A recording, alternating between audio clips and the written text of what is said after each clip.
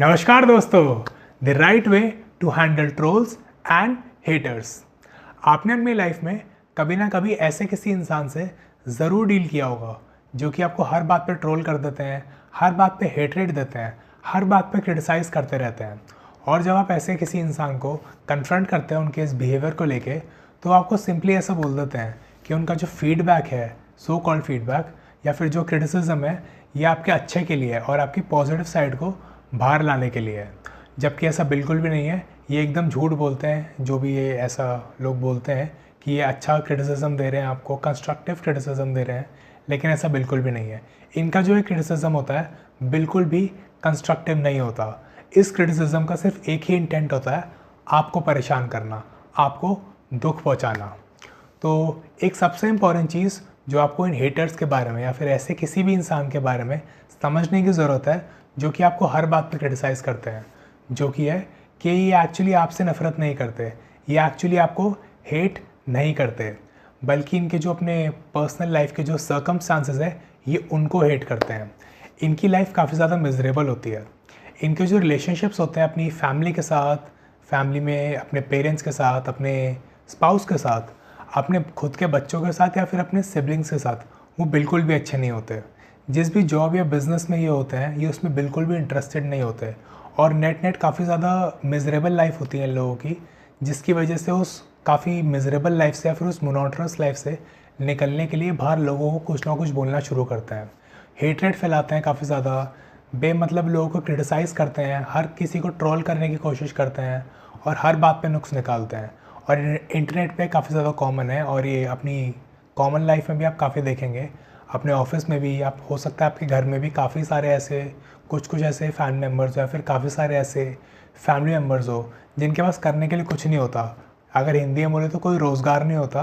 और अगर रोज़गार भी होता है तो इसमें बिल्कुल भी इंटरेस्टेड नहीं होते। तो अपना टाइम पास करने के लिए अपने पूरे दिन में हर इंसान को कुछ ना कुछ करने के लिए चाहिए ही होता है। तो ये अपना पूरा दिन ऐसे स्पेंड करने के लिए लोगों को क्रिटिसाइज़ करना प्रेफर करता है और इनका सिर्फ एक ही इंटेंट होता है कि ये आपको परेशान करके,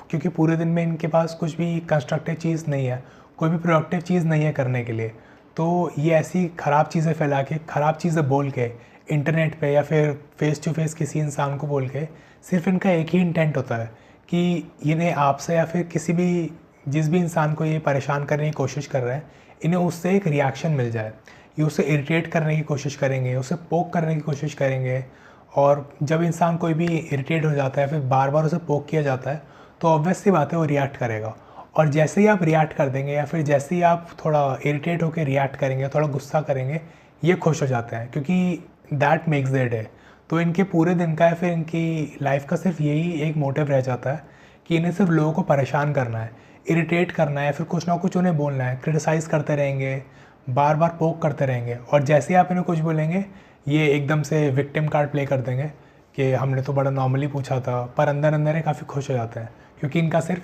यही इंटेंट होता है। अगर आप ऐसे किसी इंसान से डील करना चाहते हैं जो कि आके हर बात पे आपको ट्रोल कर जाते हैं या फिर क्रिटिसाइज़ करते रहते हैं, so the best way is to ignore their existence. आपको ऐसे किसी इंसान को एंटरटेन करने की ज़रूरत ही नहीं है।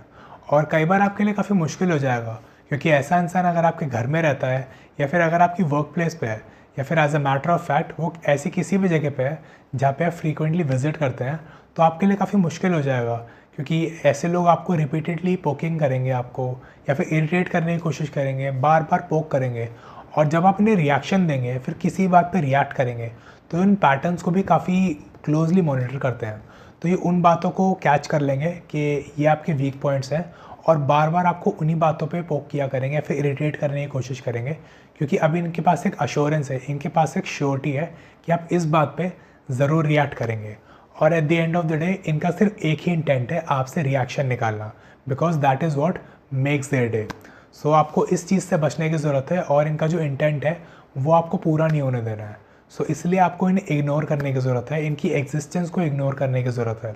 और जब धीरे धीरे आप इन्हें जब इग्नोर करना शुरू करेंगे, इनकी ये कुछ भी आपको बोले, कुछ भी आपको, आप उस पर कुछ रिएक्ट ही नहीं करेंगे, तो सबकॉन्शियसली इन्हें ये मैसेज मिल जाएगा कि यहाँ से इन्हें कोई रिएक्शन नहीं मिलने वाला, कुछ इनका जो इंटेंट है वो कभी पूरा नहीं होने वाला। तो धीरे धीरे करके ये ऑब्वियसली आपका पीछा ही छोड़ देंगे और ये आपको इरिटेट करना भी छोड़ देंगे। तो इस चीज़ का आपको ध्यान रखना है और एट ऑल कॉस्ट अपनी हैप्पीनेस को प्रोटेक्ट करना है। और कभी कभी आपकी हैप्पीनेस को प्रोटेक्ट करना काफ़ी मुश्किल हो जाएगा, रिपीटेड अटैक्स होंगे उसके ऊपर, ये लोग करेंगे, कभी कभी ग्रुप्स में भी अटैक करेंगे, लेकिन आपको उसे प्रोटेक्ट करना है। तो अगर आप भी ऐसी किसी सिचुएशन में हैं जहाँ पे आप अपनी हैप्पीनेस को प्रोटेक्ट करना चाहते हैं, अपने मेंटल पीस को प्रोटेक्ट करना चाहते हैं, लेकिन ड्यू टू सम रीज़न आप उस सिचुएशन को सही तरीके से नेविगेट नहीं कर पा रहे, लेकिन आप उसे इम्प्रूव करना चाहते हैं, तो आप मुझे व्हाट्सएप पे रीच आउट कर सकते हैं। आपको मुझे HA व्हाट्सएप करना होगा and I will be more than happy to help you. Number आपको डिस्क्रिप्शन में मिल जाएगा। और एक और चीज़ जो आपको समझनी है कि काफ़ी बार आपका ऐसा भी मन करेगा कि you want to give it back to that hater, कि वो जो आपके साथ करते हैं आपको उनसे बदला लेने का भी मन करेगा। तो पहली चीज़ आपको इस थॉट को कंट्रोल करने की ज़रूरत है, सप्रेस करने की ज़रूरत है, क्योंकि अगर आपने ऐसा कुछ किया तो पहली चीज़ जो ये करेंगे, ये विक्टिम कार्ड प्ले कर देंगे।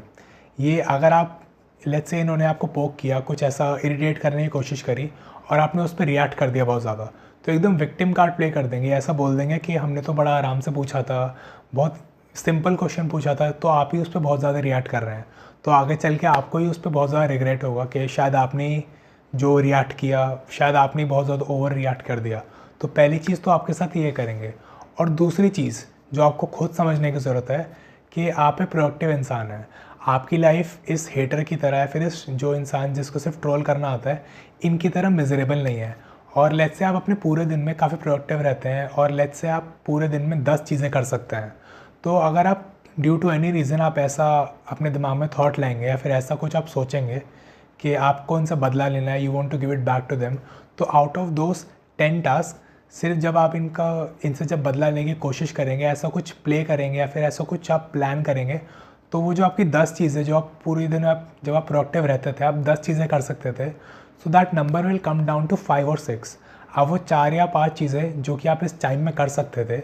इस अपने आप को इम्प्रूव कर सकते थे, अपनी प्रोडक्टिविटी को बेस्ट पे लेके जा सकते थे by simply ignoring that person. और ये इंसान तो ऑब्वियसली आपको पीछे वैसे ही छोड़ देता